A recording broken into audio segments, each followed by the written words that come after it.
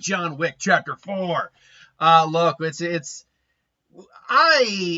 can I say about the John Wick franchise? I probably haven't said that much. I've only done three videos on the John Wick franchise when I think about it. All the reviews I did of the original movies. And you can find all those in the playlist for the movies. But look, the original John Wick, and then John Wick 2, and then John Wick 3. I have loved this franchise since its inception. Even at its weakest, which I think most people agree, the second movie is the least impressive among the three, and that movie's still pretty kick-ass. So when you're going at a 10 and a 10 and a 10 and a 10 all the time, and then all of a sudden you stumble upon an 8 out of 10 instead of a 10 out of 10, you still have an 8 out of 10. That's how good these movies are. And at their base, they're just pure action in what you ultimately want out of a franchise. Fun action, cool kills, a cool main character, cool side characters. But they give you more. They give you world building. They give you mythos. They give you some drama when you need it and some heart when you need it, and it works.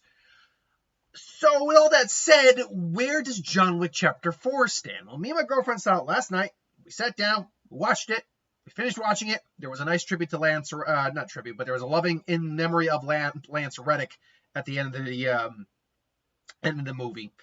There is a post-credit scene, so just let you know there is. Stay for that if you want to. But we still got through it, and look, I have been wrestling with how good of a movie this actually is. Because this is, I've heard a lot of people say it's a masterpiece, and yeah, it kind of really is a masterpiece of the genre of action. Not a masterpiece of a film. There are some minor things we can say that might be not bad or wrong with them, but some less than positive takeaways. But overall, this film delivers on the action, it delivers on the cool characters, it delivers on the cool tone overall. It's beautifully shot. It is surprisingly well paced for a movie that is, time for lengthwise, for a movie that's 2 hours and 49 minutes long. It's surprisingly well paced. It's got funny moments. It's got heart. It's got characters you care about. It's got characters you want to see die. And they die in terrible and awesome ways. It's got fun, cool scenes that don't even involve action. Just die. This is one of those films that does exposition dumps well. Because, you got characters like Ian McShane or Clancy Brown, who was in this movie, which you see in the trailer. Anything I'm talking about is in the trailer, and anything that's not in the trailer, I obviously won't really mention. I will just kind of allude. But like Ken's been doing exposition dialogues that makes sense for this world, the way they've set it up, and you're not bored listening to these guys talk because these guys got some of the coolest voices around. So do I think it's the best of the series? I mean, okay, look, so the first movie is the most compact of the four. The first movie is the most compact, most simplistic story plot, flows seamlessly, all that is fantastic. The second one, for a while, I actually liked the second one more than the first one, but I have fallen more into the camp of it probably is the weakest of the now four. But you still up the world building. There's more mythos now. You got the high table. Got all these concepts. He's now world hopping. You got some badass cool action scenes going on. Then the third one goes balls to the walls, man. John Wick's on the run. It's now again, it's globetrotting. It's true globetrotting now. You get that badass finale in the Continental. But this kind of takes everything we had and all those, the personal stakes that you had there, the cool characters, the action sequences, the lore. It takes everything that all those films did so well, and it just ups them even more. Now, before I continue to gush, let's get a few of the things out of the way that maybe could have been improved on. It is still a long film. Like, it really does flow very nicely. There is, I will say this again because my dad actually wants to see the movie. He's not a big Keanu Reeves fan, but he admits he likes him in this role. He likes these movies. Yeah, why not? But I'll definitely see it again, even if it is 2 hours and 49 minutes. Which, by the way, people talk about, oh, well, the runtime hurt it. Look, if Endgame and Avatar have taught us anything, it's that as long as the movie is perceived as good by the public, it doesn't matter how long your runtime is. It really doesn't. But there are points where the movie does not feel like it's dragging, per se, but it does feel like it just keeps going throughout a scene for a while. There are, honestly, no joke, like the first major action sequence, not the first action sequence of the film, but the first major action sequence. First off, felt like it could have just been the finale of a John Wick movie in and of its own. But B, there are points where I'm like, okay, we're still doing this? Okay, I'm here for it, but we're still doing this? And I think if you were to cut maybe 10, 15 minutes out of the film, A, probably would flow a little bit better. But B, and that's coming from a film that already flows very well, but would probably be a bit more compact, I think is the better way to put it. But B, you would also, there are scenes of shots of we just watch people walking sometimes. And it's like, okay, that's some of it's great. Like there's a scene with Winston walking through an art gallery. I'll say no more, but everyone's just like, whoa. But yeah, there are other scenes where like things just kind of keep going for a little bit. And thankfully I'm invested in this whole thing, so it didn't bother me really at all. But I did take note of the fact that I could feel the run time of the movie.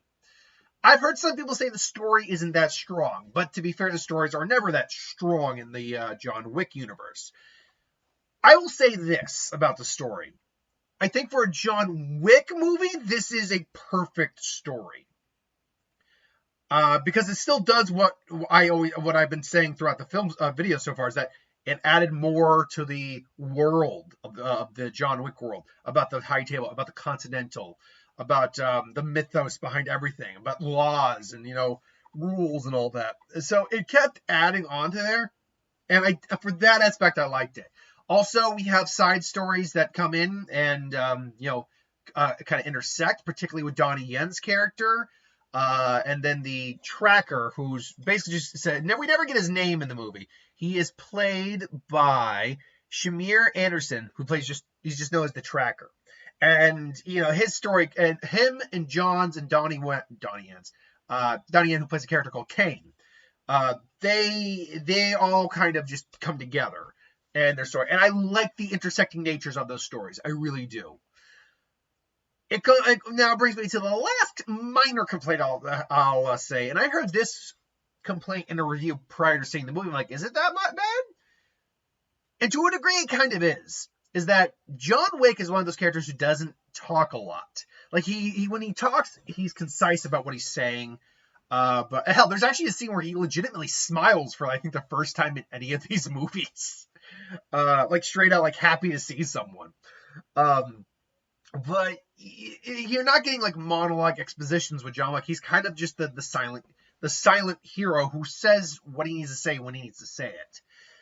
And because of that, I heard someone basically kind of put it that John Wick kind of disappears for a while in some parts of the movie and then shows up for the action. And to a degree, that's true. Like Donnie Yen's character and again Shamir Anderson, the tracker. We'll just call him the tracker for now. The tracker do have a lot more character going on in the movie, and their stories keep going on even without John there for a bit. And yeah, it does feel like he does become a bit of a side character at points in his own movie, but that isn't necessarily a bad thing because you have so many stories interconnected because of what's going on with the main villain of the story, played by Bill Skarsgård. So you get the big converging of characters from the Bowery King, who's in the background. Not in the movie a lot, but Lawrence Fishburne is around. Ian McShane, who's got probably his most important and most important role he's had in the movies to date, and the most screen time he's had in the movies to date. And I love Ian McShane, so bring me on more Ian McShane. I will take it. And the role he plays, the tracker, Donnie Yen, John himself. John is still the main character. We're still following John, but there are points in the movie where he may start to kind of disappear for a little bit, but then he comes back. So, okay, enough about the minor stuff. Let's get back to gushing. My God, some of the kills they pull off in this movie are ridiculous. Because literally, like, I can think of maybe off the top of my head 5 times in the original John Wick. Maybe 5 times. I went, oh, like when he punches the knife into the guy, I'm like, oh. Or, what was it? Oh, or like when Willem Dafoe's getting tortured or something like that. I'm like, ah. And then, I mean, they double down on that. I mean, I get squeamish anytime I look at the wrist cutting scene in the second one, because I'm like, it's one of the only things in movies. My dad has an issue with watching people getting stabbed in the eye or something happening to your eyes. I can't do wrists, but I can't. That's fine. But down there, because I can just feel it.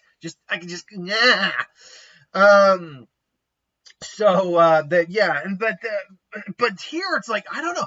Every 5 minutes there's a oh dear Lord. It's like, there's one death I can give away is someone falls on their head, and I don't mean like owie. I mean slinky bump, or no, accordion bump, like that. Like you go ooh, like everyone in here went oh. Oh man. So like the action, the kills, the action sequences, they just figure out a way to keep bumping it up to the next level. It's insane. And it's all shot beautifully. I was a little worried with the first fight at first. And it's due to the fact that I won't say how or where it takes place. It takes place in a building, but the lights go out. And it's done for purpose effect. Like they turn the lights out on purpose. And I'm like, okay, I am having a little difficulty making out some of this. But then as it just progresses, I'm like, okay, no, I'm here. I'm with it. Let's do this. Take me now. And then it just goes balls to the walls crazy from then on. And the nunchuck. Okay, you see in the trailer. So John uses a nunchuck at one point. And he's not using it like that. He does do the thing like, kind of in that moment. But he's using it like effectively, like you don't use nunchucks like you don't really spin them. You use them like clubs is what you're supposed to do, really. Nunchucks are not normally a lethal weapon, but John Wick can make anything a lethal weapon. And there's constantly moments where he's using both a firearm and the nunchucks, and he'll always just wrap them around his neck. And I'm just like, I love this so much. And then again, moving on to just other like action sequences. You see in I can't remember the name of it. My girlfriend knew the name of it. The spot in, was it Paris? It's the circled like highway. That whole action sequence is literally Tokyo drifts at one point, shooting a bunch of guys constantly around. Oh god, there's a gun he gets a hold of that some guy made that is kind of out of a video game, and that whole sequence is out of a video game, because there is a over the head shot, POV, not POV, but over the head shot of an entire fight sequence, and it's basically straight out of a video game, and it is all the amazing. It's a video game I would want to play in a heartbeat. But then you also get but moving from John, I mean, you get all the new characters. You get Bill Skarsgård he's that perfect villain. He's that you love hating him, yet you also know that he is dangerous. He's a bit unhinged. He's arrogant. He's full of himself, but he is just despicable, and you want him to go down, and you're praying for him to go down. And I won't say what actually happens, but the way it goes down is chef's kiss. Again, I won't say if he lives or dies. It's a John Wick film. You can probably guess which it is, but I won't say whether he lives or dies, what his comeuppance is, whatever. But how it goes down is perfect. Me and my girlfriend really loved Donnie Yen, who kind of stole the show, honestly. I don't know if it was revealed, but I will say this. He is playing a character who is blind.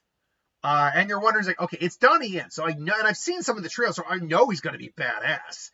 But how are they going to play up the blind thing here? And I'm like, okay, you see how he kind of functions in this world? He's still, like, deadly as hell.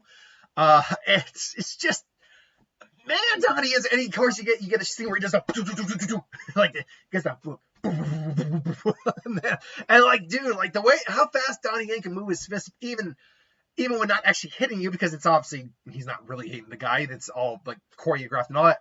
Like, how fast would he be if he was literally going all out on you? Yeah, Donnie Yen Donnie Yen is also maybe the closest you have to actual heart in the movie, like an actual, real, true, sympathetic storyline going on. But then you get also the Tracker, who is honestly just a fun character. A Tracker is kind of like the bounty hunters of the John Wick universe for mercenaries, and he's the guy, and that's the little character who has the dog. That's where the dog comes in from the trailer. And my God, is this one of the best dogs on screen? Because at first, you're like, okay, he's the dog for tracking. And he's like, oh, he's a good boy. I'm like, oh, and I'm like, oh, I want to pet that dog. But then you see, like, there are points this dog is terrifying. Terrifying. There's a scene that's kind of like out of an 80s, 90s horror movie.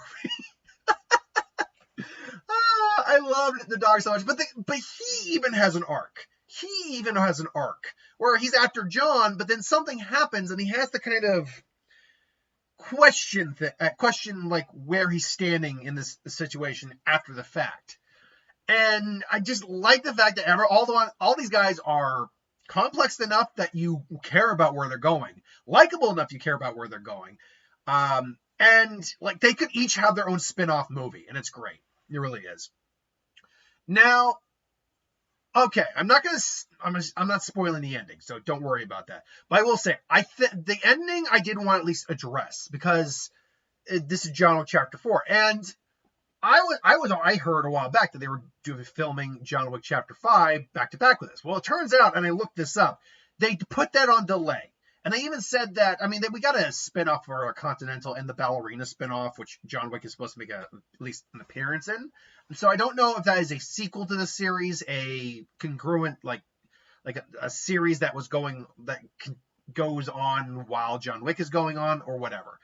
But they said that, I believe if I read the quote correctly, they said basically, we're going to take a break from John Wick for a while. But hey, look, if they want more and Keanu and I are up for it, we'll do more.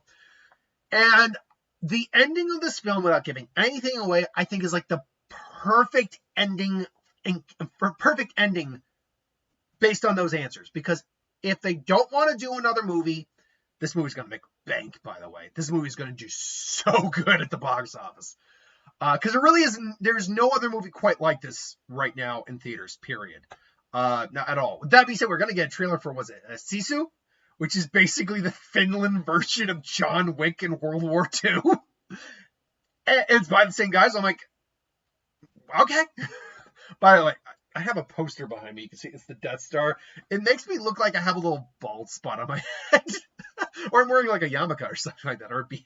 But, no, I think if they don't want to do another one, I think the ending to this film is a good cap off to the story arc. It kind of makes sense where it ends up. But if they do want to do another one, the ending is also, if you're paying attention to what's being said in the ending, some of the motions characters are making and all that, you can see how they can still go into a fifth movie. And that I would be based on where this film ends, I would be really curious to see how they would do a fifth one. But let's focus on this one for now. This one is fantastic. If you are a fan of these movies, you're going to love this movie. It is everything up to the next level of John Wick. Damn it all, I loved this movie. I had such a blast. I actually really look forward to seeing it again with my dad. So, yeah, thanks for watching, though. Hope you enjoyed. Like, comment, share, subscribe. What did you think about John Wick, Mr. Wick? What did you think about Mr. Wick? Let me know in the comments below. But until then, thanks for watching. Hope you enjoyed. Like, comment, share, subscribe. And I'll see you folks later.